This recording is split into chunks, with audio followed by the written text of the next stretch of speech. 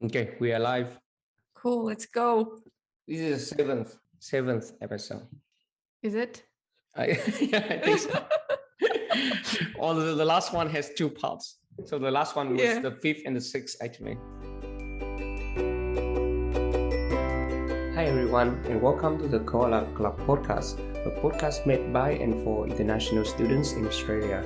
I am Kevin. And I am Trang, and we talk about everything education, work, and lifestyle for overseas students in Australia. Hello, everyone, and welcome back to the seventh episode of the Koala Club podcast. Today we have here me, Kevin, and Trang again. Such a long time we haven't talked to each other. Trang, how are you? I'm good, thanks. Thanks for having me back, and hope you've been well over the past few weeks when we haven't been recording. Yeah, well, it's good to be back. It's good to do this again because I kind of miss it. Last time, what was it? I think it was 4 to 5 weeks ago. We normally do every 2 weeks, but we've been caught up with a lot of things in life, and we kind of delay our schedule a little bit. But at least today we're going to talk about a topic that's still as relevant as ever. Following up the previous episode where we talked about studying from home with our guest speaker, Hango. Today we're going to talk about working from home and sharing our experiences with that. Yeah, we think this episode will be relevant to many of our listeners as some international students might be doing their internships from home, or they might be working part-time or casually from home, depending on what their part-time roles are. But I know, like, say, if when I was working at the accounting firm during my last year of uni, if the pandemic hit right then, we would have had to transition to working from home. So I think this would still be relevant to current international students, and also international students that have recently graduated or soon to be graduates. They will soon join the workforce and have to start their professional career whilst working from home. So we'd love to share our own experience with what we found it, as we are all sort of the guinea pigs of the working from home era, and it's definitely a different time to be working, I guess. Like, it's not your traditional way of working. Do you agree, Kevin? Oh, yeah, absolutely. I mean, especially for my industry, which is a civil engineer construction industry. It's one of the probably the oldest industry in Australia, and there's a lot of old-fashioned, typical way of thinking and working in this workforce. And working from home is really, really a new concept to the whole thing.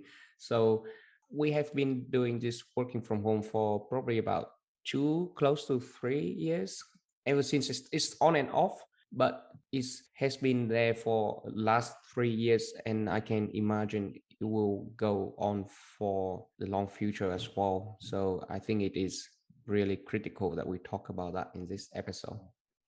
Just before we move on with the main parts of this episode, we just have the news about the New South Wales pilot program against for international students. So we mentioned this before, probably in our first or second episode, but it was postponed during the time because of the COVID breakout. But now we have received the news that in New South Wales only, at least, the New South Wales pilot program for international students will commence against at early December 2021. So it could be as early as end of this year. And initially, they're going to allow about 250 students per fortnight to enter the country through, the restrictions, of course, and quarantine measures the government's going to put in place. So I think that's a really good news. And I feel like this time it is more of a concrete plan, and it is more likely to go ahead because the New South Wales vaccination rate and the Australia as a whole population vaccination rate is gradually increasing. Yeah, that's definitely exciting news. And also to point out that I think they mentioned that the students will need to be fully vaccinated as well Oh, yes. before they Yes. enter the country. So it will be, yeah, good to welcome students back into the country, into New South Wales, and bring a more vibrant vibe to the state. Yeah, be good to have all the new faces back, and also I was having a walk inside Wollongong Uni the other day, just maybe I think just yesterday actually with pushing the pram, and I just realized how much I missed the campus culture. You just look empty with a few people here and there, and I really miss that vibrant feeling, like you said, when the campus is full of students and full of activities.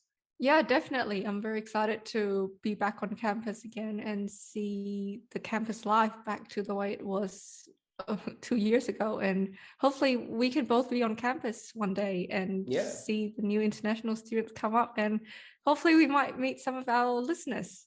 Absolutely, absolutely. I like that very much. Okay. So, do you want to share with us what your setup is like working from home as a civil engineer? Yeah, sure. Actually, my setup in recent months has changed a little bit because right at the moment I'm actually working back at the office.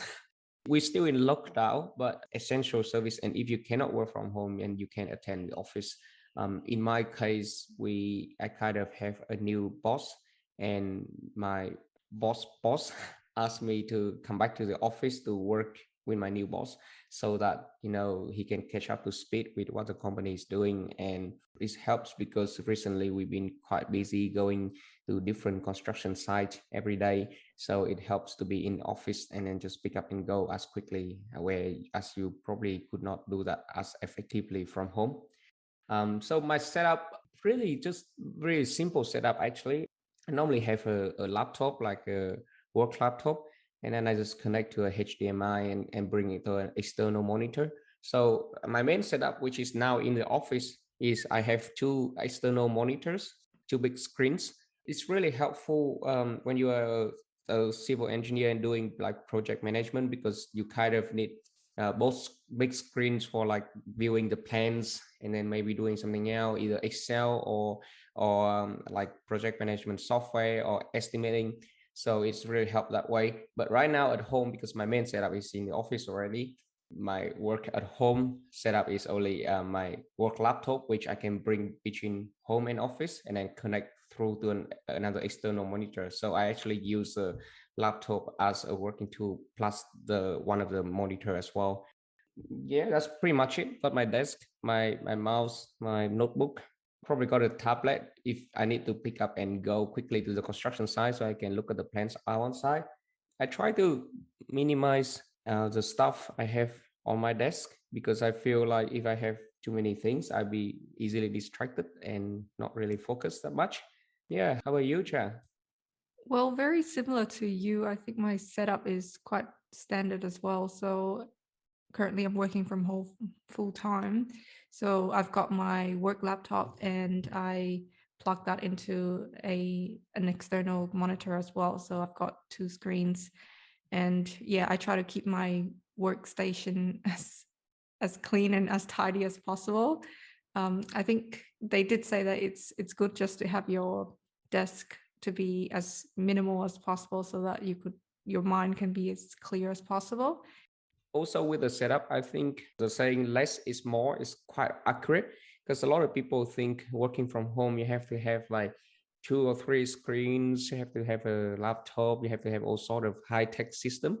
Whereas I feel like it depends on each individual, right? If you need all that, then that's good as well. But also, like say if you're doing something that you just need to just so focus on. So say if you're a writer or a blogger and you want to focus on your writing, sometimes they even use just one screen is enough, because they don't want to be distracted. So I think it depends on your situations. But myself personally, I always try to keep my setup to the bare minimum that I need, because I don't want to get myself distracted all the time. Yeah. And I have to say, I have to admit that I'm pretty jealous of those that can work with only one screen, because that means you can sit on the lounge and just use your laptop and work. But unfortunately, for us accountants and you as a civil engineer, I think we need at least two screens so that we can do our work effectively. So we can house all that super steroid Excel spreadsheets. Exactly. Another part about the setup of working from home, I realized is as this becomes the new normal, the new trend, we all kind of invest more in the ergonomic equipments, whether it be chairs, keyboard, screen, whatever, so that we can feel better working from home, and our body wouldn't have that much damage like body ache or neck ache or whatever. So can you share what ergonomic equipments you have bought that had helped you with your working from home?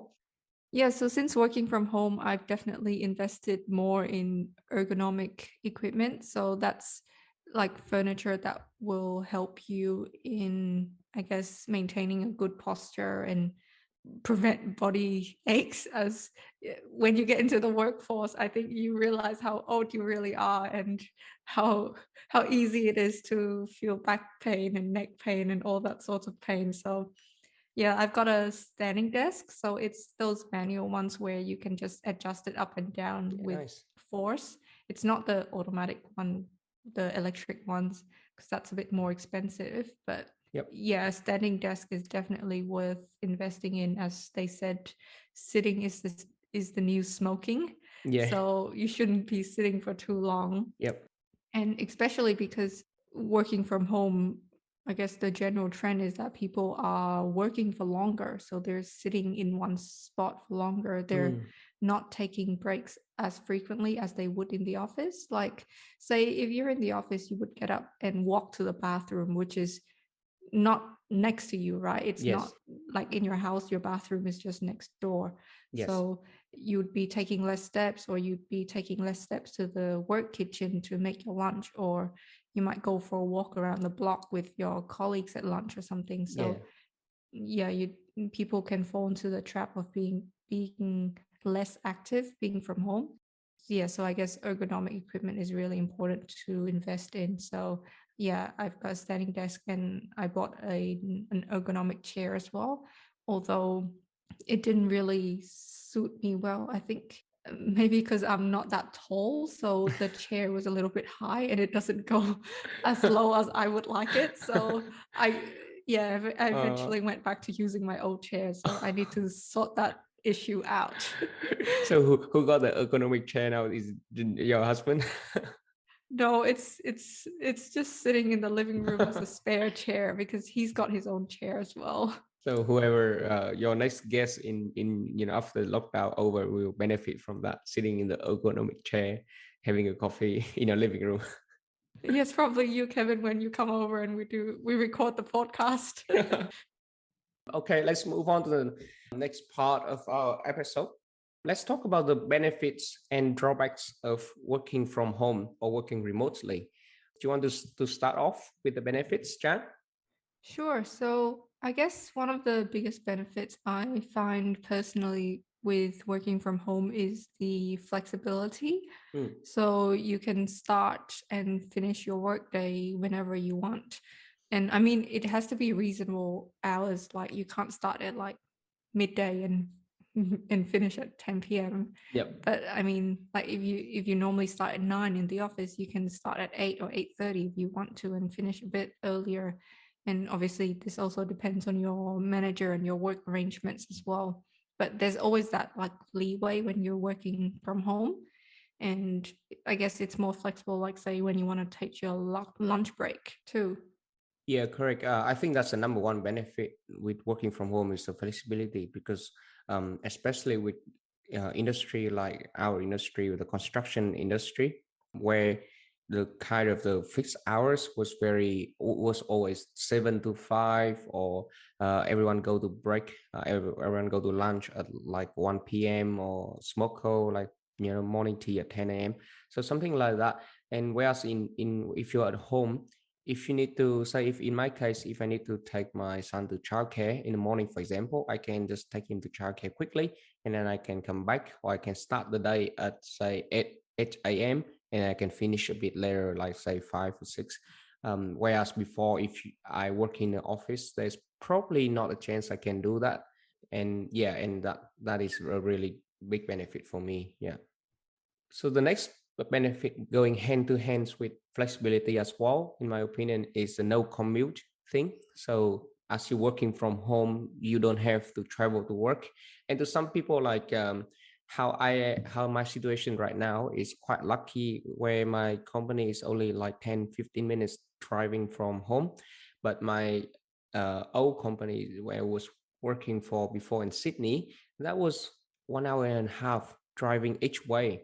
So I got to experience briefly working from home last year in 2020 when I was still with my old company.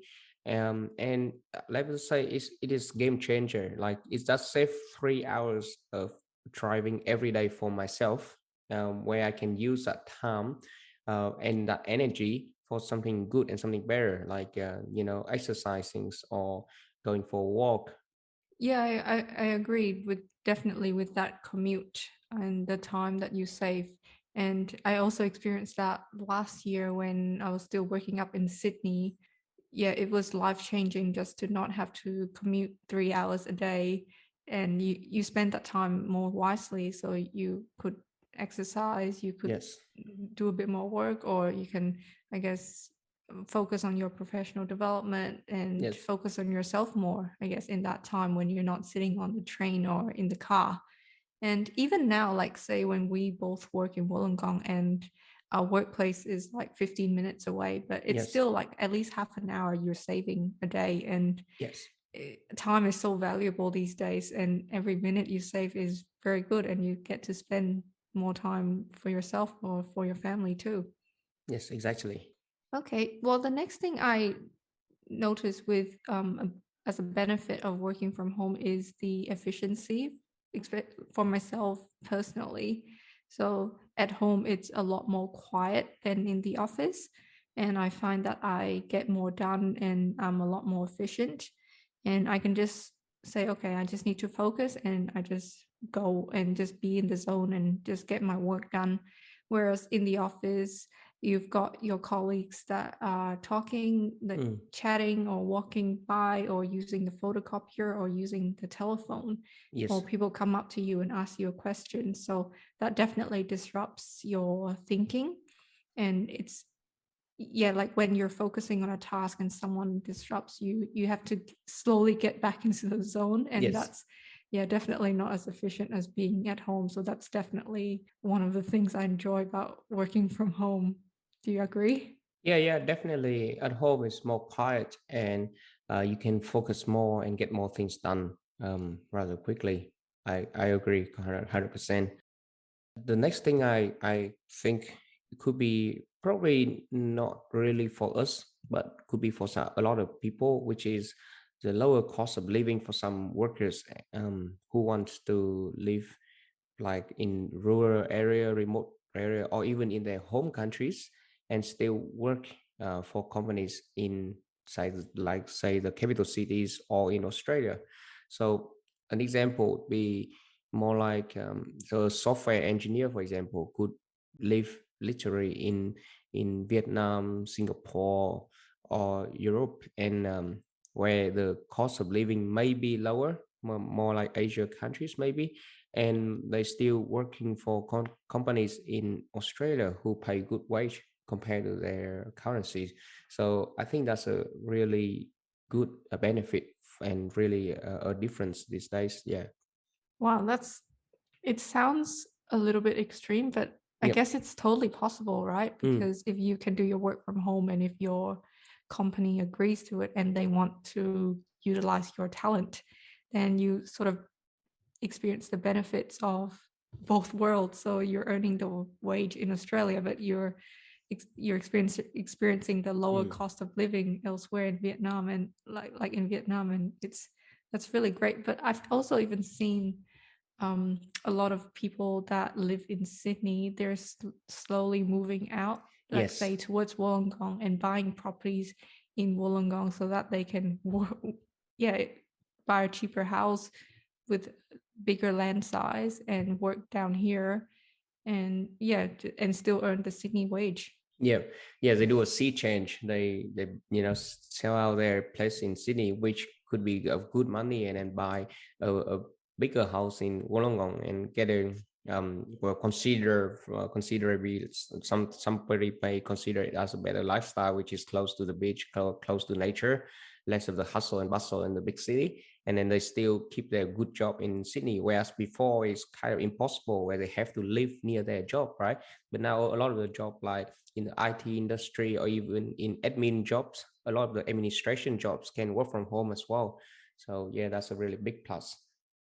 The other thing I noticed is the convenience and how comfortable it is to be at home. So you're at home, so if during lunch you can go to your kitchen and cook up something like fry some eggs or something. But when you're working in the office, you have to be super organized and pack your lunch the night before or in the morning before you go to work. So I definitely enjoy that convenience part of being working from home. Yeah, definitely. In the office, you have to pack everything ready, lunch, food. So I think we have talked a lot about the benefits. Now let's change it over and talk about the drawbacks. And like everything in life, when you always have the benefits and also the drawbacks to things. So my first drawback, I feel, is come along with the efficiency, like you said, because you left alone to do your own thing. It comes with a little human and social interactions, and at times that can get boring and lonely for you. So I myself experienced it earlier this year when I was working from home for a good straight month, and I felt that there are not many human interaction, or I make less phone calls to work colleagues, and it just get boring and lonely at time for me. Would you experience the Mm. same thing? Yeah, for sure. Like, I think a lot of people, and myself included, feel that we're a bit isolated being at home, and we're lacking that face to face interaction with other people. And say when you're at your company in the office, you have these informal chats or catch ups with people you work with, or even people from other departments. You might bump into them into the kitchen and you might ask, how's your weekend or how's your day going? And you definitely don't get those conversations happening when we're all working from home, and we would only dial into meetings when it's like it's time and we go in and we talk Yeah, about yeah, work. yep. And the other day we had Are You Okay Day in Australia, and at work they had a webinar to talk about, like, I guess, mental well-being. And one of the things they mentioned, which I found was definitely relevant, was that when you're face to face with someone, you can see their facial expressions and their body language, and Yes. you can sort of sense whether they're happy or unhappy or something's going on with them. But through the screen, yes, you can see their face, but it's definitely not the same, because I guess Zoom does give you a sort of a filter and you're behind the screen. So it's harder for you to gauge what the other person is feeling or going through.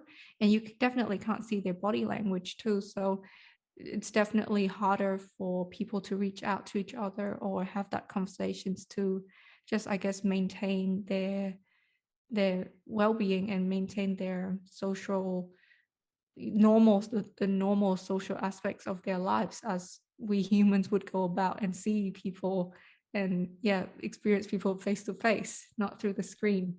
And also some people don't always turn on their cameras during Yeah. meetings, Yep. so you see just a black screen. So Yeah. when that happens, maybe it's a sign that you might need to reach out to them, or there might be a reason why they don't want their camera on. Maybe they on no, they on their boxer. Maybe they on. Maybe they have a button up shirt and wear like a trousers, a boxer. Ooh. Yeah, you never Like know, right? fluffy pink slippers. Yeah. I guess moving on from what we mentioned about the morale and lack of social interactions, it could also mean that people's efficiency aren't as high. I know with my case, I know I'm more efficient at home, but some people may need to be interacting with their colleagues and other people on a more face-to-face, more personal level, rather than being cooped up at home and isolated. And I guess not everyone is disciplined enough to tell themselves that they need to work these hours or be efficient. Like we don't know what people are are doing at home, right? We Yep. know, we see them during meetings, but Yes. we don't know what they're doing after they end the call. So I Yes. guess, yeah, some organizations definitely do doubt their employees and Yes. wonder if some people are being efficient at home or are they clocking off early? We don't know. Yep. Yeah, exactly. That's an issue too, because if a lot of companies apply a lot of extreme measure like clock off, clock on, and screen monitor even or something like that, and I feel like that's not really the good way of doing it, because that create even more stress for people, whether or not it's a good thing or not. And if they haven't performed lately, all that stress power on, pressure pound, and they even underperform even more. So I feel like, yeah, that's a really good drawbacks that we're gonna talk about more in the next sections. With me, I feel that comes from the drawbacks I'm writing here, which is the distraction we have at home, all times being too comfortable to work productively. Because, like you said, it is convenient and comfortable at home. That's a benefit, but also it could be a drawback, because if you're too comfortable, you don't really want to work because you're not really in your work mood, your work zone, and you feel like I just want to take a nap, or hey, look at like my phone, let's browsing Facebook, Instagram for a little bit. And we all guilty of that. I'm guilty of that from times to time as well, so I understand it truly fully well what it means. And yeah, it's could be really take really bad on your productivity and on your mental health. For sure. And also, I find that the line between work and your personal life is definitely blurred. Yes. And as I mentioned before, like, say, when I was working in my living room, I definitely felt that work was around me 24/7. And every time I walked past, I would just be reminded of work. Yeah. Hence, I needed that change of workspace.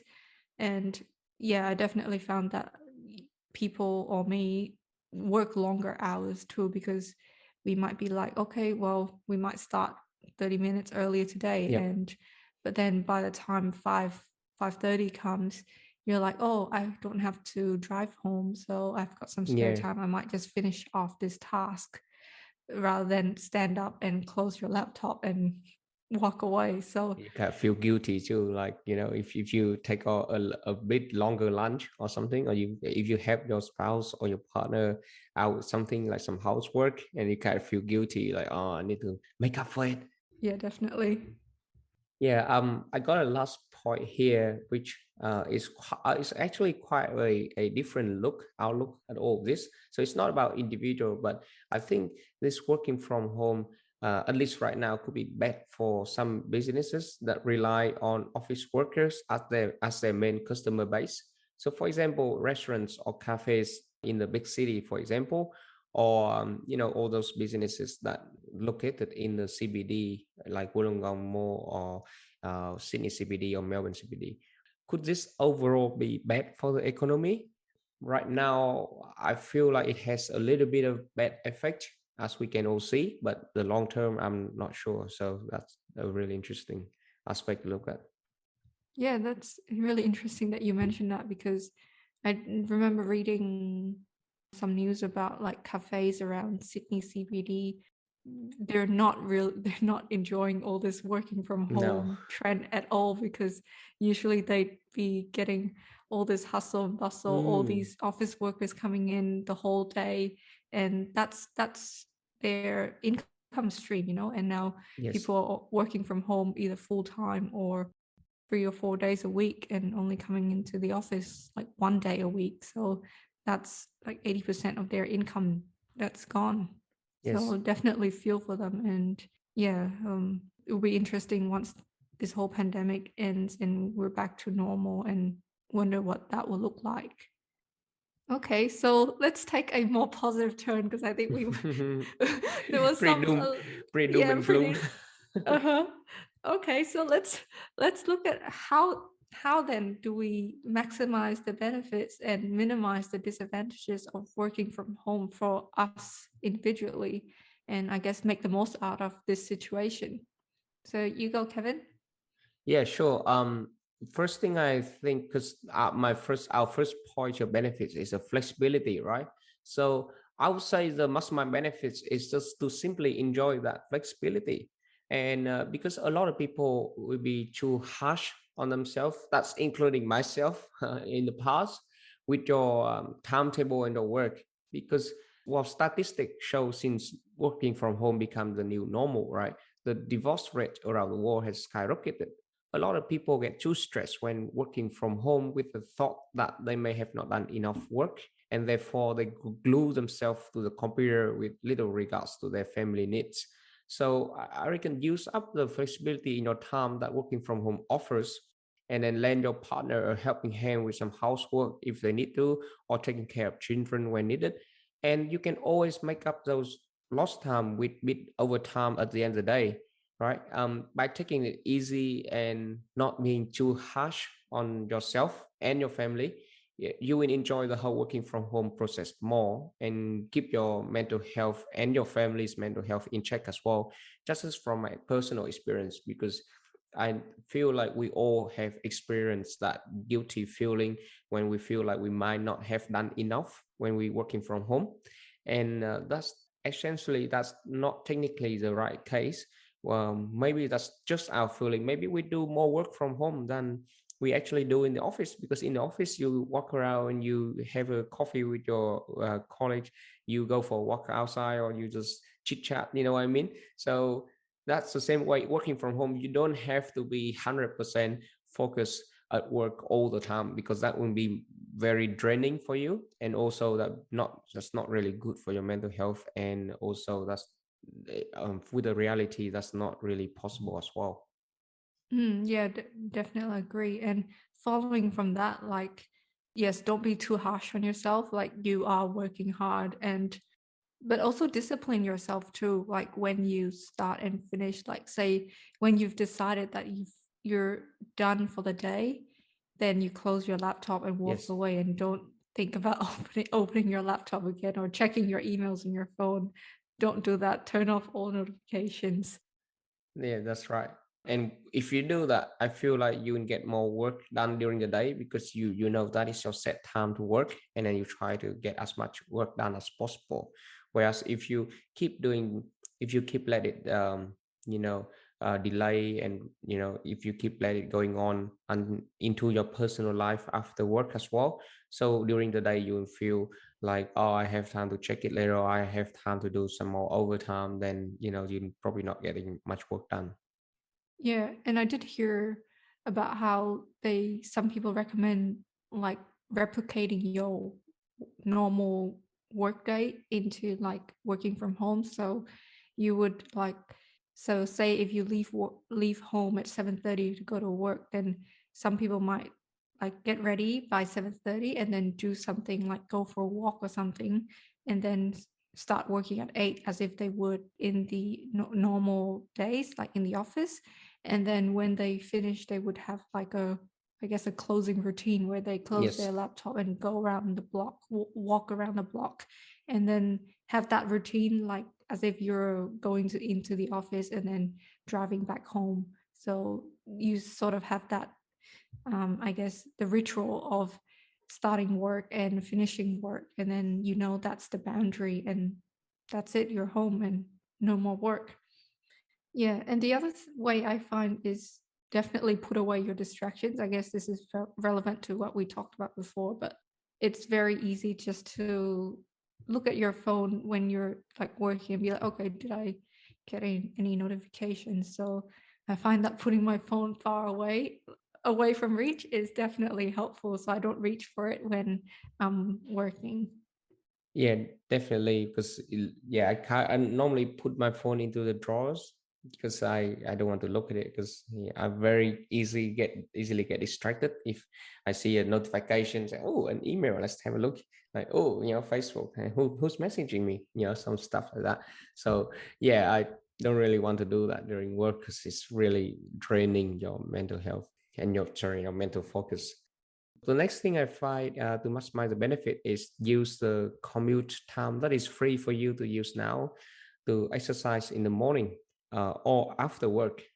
So that's a good way to keep your physical health in check, because with working from home, as we can see, people tend to sit longer and work longer, and that can do more damage to your health. So to keep being active, you can use that half an hour you used to drive to work, for example, in the morning, to kind of do a morning walk or morning exercise before work, or you can use up like half an hour or an hour after work to go for a walk, near your home, and just have a little bit of exercise.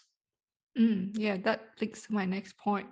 I wanted to say that try and go outside at least once a day and just get outside and get some fresh air daily, because it's amazing what nature and the fresh air does to your brain. I guess I want to share this that I found on YouTube. So if you just search for like 10,000 steps workouts, then there's all these workouts that you can find. That's really amazing that you can like do on the spot. Like say if you're living in an apartment where you don't have much space to go outside or exercise indoors, then there's a whole heap of exercises you can do on the spot that will, if you have a Fitbit or an Apple Watch, that will give you that 10,000 steps that is Oh, really? recommended for us adults. So it's amazing. Like there's so many resources and good videos on YouTube that people definitely should check out. And I'm really glad I found all these range of workouts just to, I guess, change it up, because if you do the same workouts sort of every day, it does get boring. So it's good to just mix things up a little. So definitely check it out. Yeah, definitely. So the next thing I tied up to back to the, when we talk about lower cost of living in some area and still work in other areas, for certain people, to maximize the benefit of working from home, they can score up good jobs while saving up on the cost of living in areas that they want to live. So same thing when you mentioned before, people from Sydney could recently been doing a sea change a lot, where they move their homes to peer area like Wollongong, which has maybe lower renting price and also lower property price, so they can buy a cheaper house. And then when all the while they can still keep their good jobs in Sydney and get paid well. So that is a good thing. Or if even more extreme, like someone working in the IT industry, for example, can live in their home country and still work for a company in Australia, which save them a significant cost in living. And I know this already happened before with the outsourcings, but it just with working from home and working remotely becomes a new trend, a new normal. It is even more popular these days. Yeah, definitely. Like you save a lot of money by moving to a place where the cost of living is lower. But even if you don't want to do that, but you're just staying at home and working, like say in Australia somewhere, you'd be saving money on not going out and buying as many coffees or buying Yes, lunches. absolutely. So I definitely found that relevant. And yeah, and you definitely save up that money, so use that money wisely.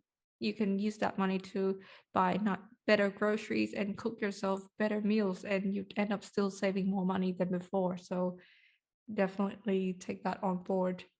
Yeah, and I guess the next point I also want to mention that is sort of relevant to the mental well-being is that some places do organize like virtual social events like trivia or like just music nights or just virtual catch-ups for all the colleagues. And it may seem like sort of like a burden, or you may not feel like, oh, I don't really want to join like at 5 p.m. on a Friday, but push yourself to do that, and that's the hardest part. And then once you join, it actually really does boost your mental well-being, like seeing all colleagues. And usually you might only see the colleagues in your team when you have your normal work meetings, but then you might see other people from the company that you haven't seen since beginning of lockdown. So it's really good just to see those familiar faces and then make a few jokes, and you definitely feel better and more connected afterwards. And Yes. even if your work doesn't organize one, you can organize one yourself and just create a Zoom meeting and invite a whole heap of people in, just Yes. a 15-minute catch up just to say hi and feel more connected with each other. It's one thing one word I find is, if you do that, you feel more inclusive. Whereas also, if you working from home and you kind of disconnected from people, there's time you may feel excluded from the whole team, and that's not a good feeling to have. And I saw on Facebook the other day, just some of my friend, one working a really good bank, one of the big four bank, and they got this live Zoom sessions when they do Pilates together or they do meditation together. At first, it may seem bizarre, but the company is actually paying for those hours of the workers to do that. And look, let's be honest, they're the big four bank, so they're not silly. They do that for a reason. So I feel like it is a really good good benefit for both the workers and the companies themselves to have those kind of activities where the whole team can participate, because it lifts up the mood and increase some happiness and the mental health of the people, and that in turn will generate better productivity and income for the companies. Yeah, I agree. Like I've even seen like companies do like virtual baking sessions where Oh, everyone is nice. like baking at the same time or like Yeah. making cocktails together. So definitely join in if your organization offer that. Like it may seem like an effort just to dial in and spend some time with, like you feel like you need to get ready for that, but it's definitely really worth the effort. So Yeah. yes, grab that chance when it comes for those Yeah, virtual definitely. catch-ups. I don't know anything about baking. So normally if that happens, normally in the face-to-face sessions, I'll just do the trying and eating the cake. But now if you do it online, I probably just sit there and when people finish baking, and just pretend to try the cake. I don't know. Can we do that? I'll be a pretty not productive member in that meetings. You can cheer your colleagues on in that case then. Yeah, exactly. Besides maximize the benefits, I also jot out some notes here on minimize the disadvantage you may encounter, and let's have a discussion about this, Chan. See what you think. So the first one I think is to feel not disconnected and not that lonely and boring at work. You probably check in with your coworker yourself, either via phone call or video call. That's just to keep up your social life at work and to keep each other engaged with the work project that the team is working on. So sometimes I feel like if I don't have anything, I shouldn't just call my coworker. But then sometimes I feel like it's better to just give them a quick call to check on them and to see how they're doing. And also, just you don't have to strictly talk about work. You can call and talk about how you're doing and and then slowly that conversation can transition into work stuff. So have you found yourself doing that recently? Well, I'm pretty guilty of not calling my colleagues just to ask them how they're going, but Yep. more so about work. But I guess at the start of like say team meetings, we always just quickly ask each other how we're going. But that's a really good point that you mentioned though. Like just call your colleague out of the blue, and doesn't have to be about work. Just be like, how are you going? And Yep. really try and connect or understand what they're going through, because you have no idea what other people are going through when you don't see them every day, and you don't know what's going on with their lives. And some people might be going through a really rough patch, but you can't really tell if you're in a team meeting with like 5 people. You can't really sort of Yes. gauge what people are going through.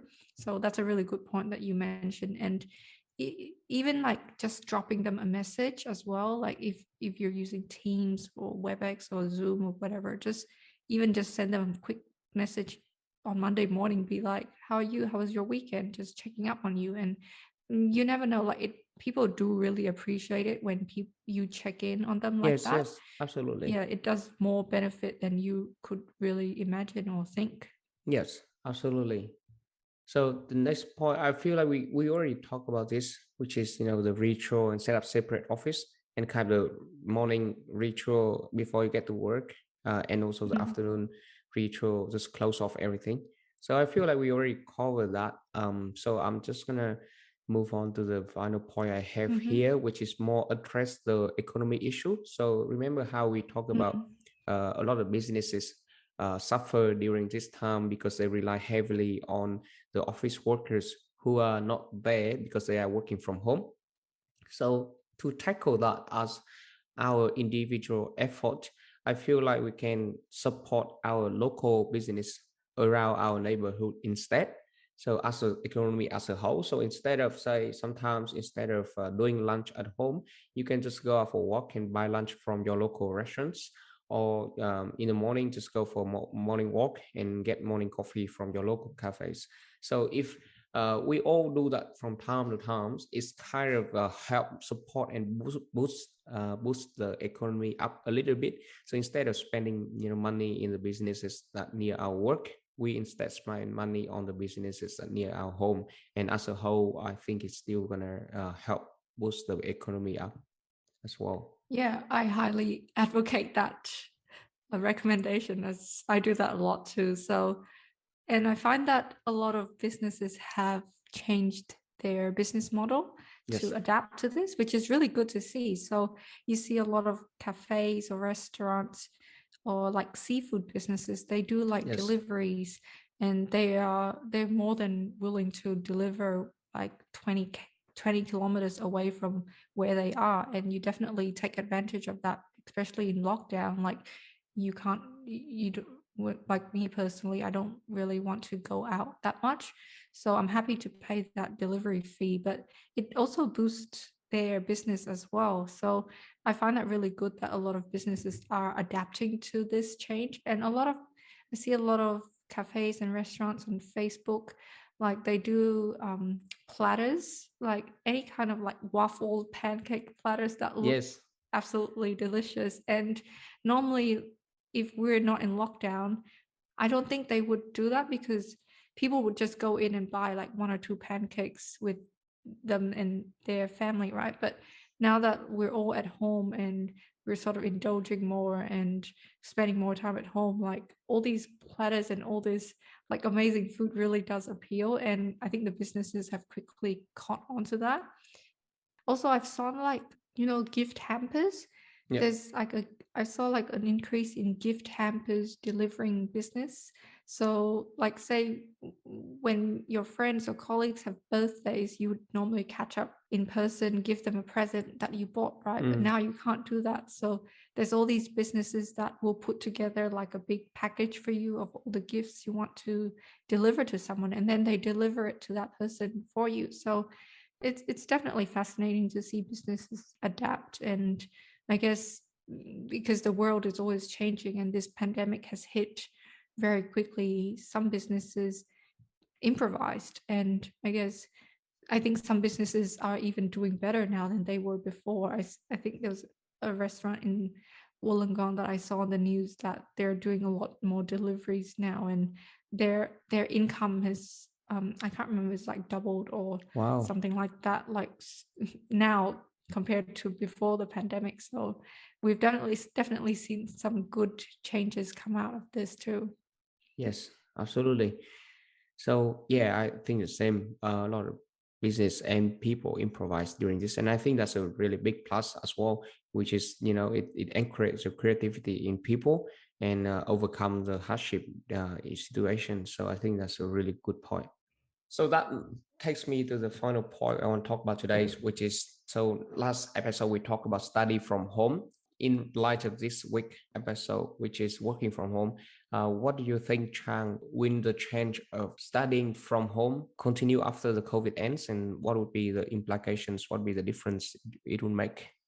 Well, I think with studying from home, definitely not. It won't be like a permanent trend, because for international students, being on campus, being in a different country, and then interacting with other students and other teachers from all over the world, that is like integral to their whole university and study abroad experience. And also the fact that they're living abroad, living away from home, sharing a house with other people and who are strangers but become friends, that makes the whole study abroad experience, and that makes it complete and full. So I think most universities are pushing to get students back in. And as we've seen with the New South Wales pilot plan, that's going to come into effect hopefully in December this year. So the country and the universities are very keen to get students back.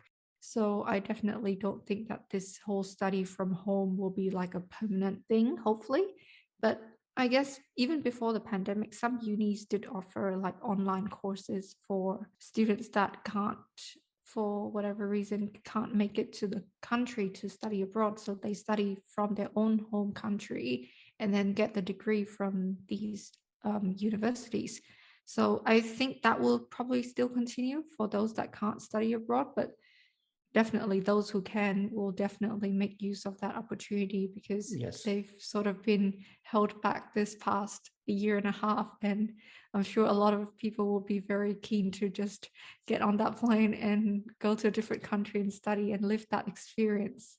What do you think? Yes, no, I completely agree with you. Studying abroad always has a major part, which is experience the culture in that country and experience the difference in lifestyle in that country.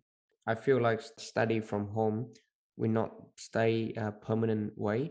It's more than probably some online courses, but then again, I couldn't imagine like a whole degree become an online courses for students because if they do that, then the university also limit their chance of getting international students in, and it could affect other income like accommodations and also economy of the country as well. So I feel like we're studying from home, it continue for now, but when COVID is under control, they would slowly get students back in, and that's a good thing really for students because you want to be in the country, you want to be going out there and experience different cultures and different lifestyle.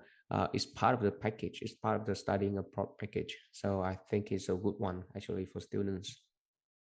Yeah, and especially because the study abroad, like the education sector in Australia, is so huge, and Australia generates a lot of income from that revenue stream, and that generates so many jobs for people in Australia too. And there will be a flow on effect if international students aren't coming into the country anymore. And I remember reading something about like how it's sort of like a competition between countries now to try and get international students back in because all the big countries like US and UK, like they receive a lot of international students, and I guess it's now a race between who can open up their country quicker just to get more international students in, because international students would really want to go abroad and study now. And say if the US opens up their border before Australia, then Australia might lose some of its international students to that country. So,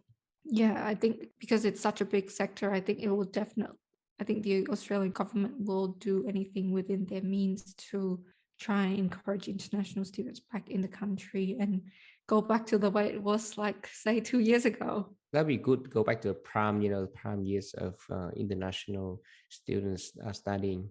I kind of miss that culture too, actually, because we as our podcast also rely heavily on the international students market, and we hope to bring value to you, but also we need students to be here to experience the culture and experience what we are saying in the podcast to to make it tick. So yeah, I'm really looking forward to it. As for working from home, it's kind of a different situation, really, right?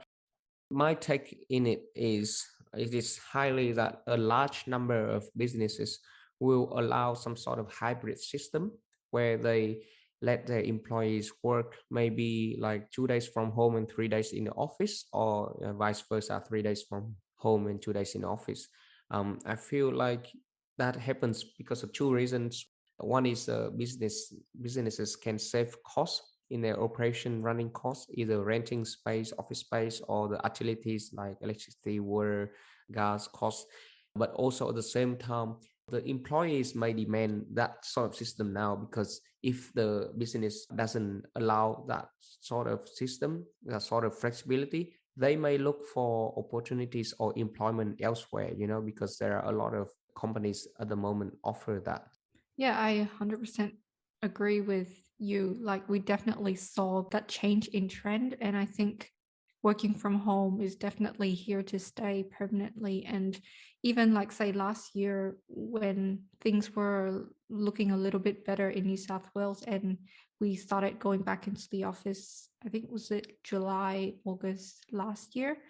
At my previous work, they changed their policies as well. So they offered a hybrid system of 2 days in the office or 2 days at home, depending on your manager and what you do. So you could negotiate with your manager. So they already offered that flexibility. And even before the pandemic started, we know like the big, very big companies like Google and stuff, they already offered that flexibility. And only now, when the pandemic hit, all these other companies have had to jump on this trend. And I guess to keep up with that, they have to offer it now. And even when you look at job advertisements now, you can see that a lot of companies are advertising that they offer flexibility in work from home or work in the office. And that's their competitive selling point now, that they have to offer. Otherwise, employees are expecting that. And if they don't offer it, they'll just look for jobs in other companies.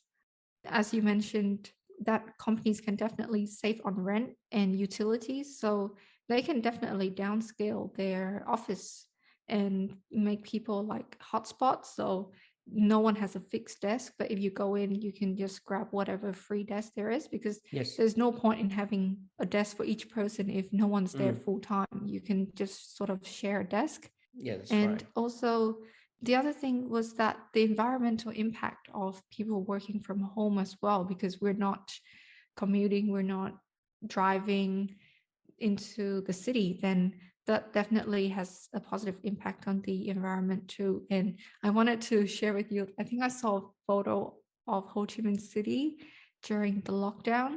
And I think because everyone had to stay at home and no one was going out to the streets, the sky was like very blue. And the sky is not always blue in Ho Chi Minh City because of all the pollution. Yeah. So it was really fascinating to see. And you definitely can see what the impact is on the environment when millions of people are going out of their house each day and coming home every day, when some people could do that from home.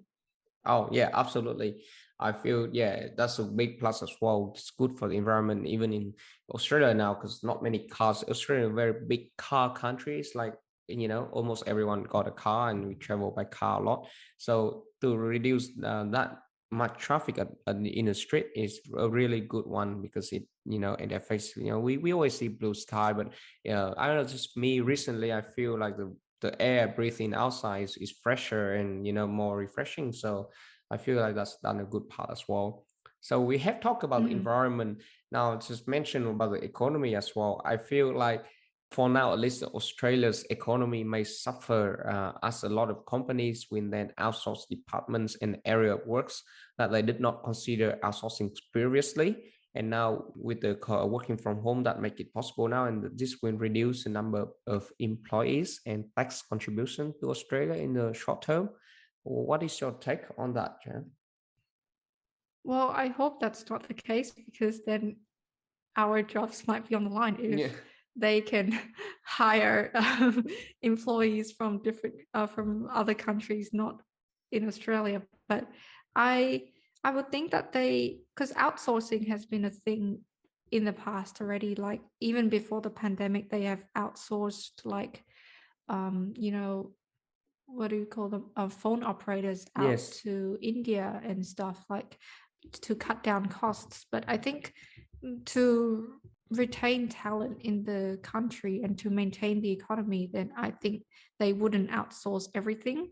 And obviously, because people live in Australia and they need those people to be making money to spend Yes. it on the economy, spend it going out Yes. to restaurants, to travel. So I think, I mean, some jobs would still need to remain in Australia, like like as accountants or Yes. civil engineer roles. I think would definitely still remain in Australia. And I think organizations recognize the importance of employees being on site as well. So as we did mention just now, like there would probably be a hybrid sort of solution going forward. So they would still want employees to be on site at least 1 or 2 days a week. So just to maintain that social interaction and have that human, real face-to-face interaction happen. Yeah, a lot of the tasks like that's on the other hand, you still need employees, good employees be around, because you want your employees to meet your client face to face, not through a phone call or video call all the time. And that's still the other point of my point as well, is with the COVID, right, international border closure, a lot of the migrants workforce, a lot of the migrant resources are reduced or minimized, and or not at all.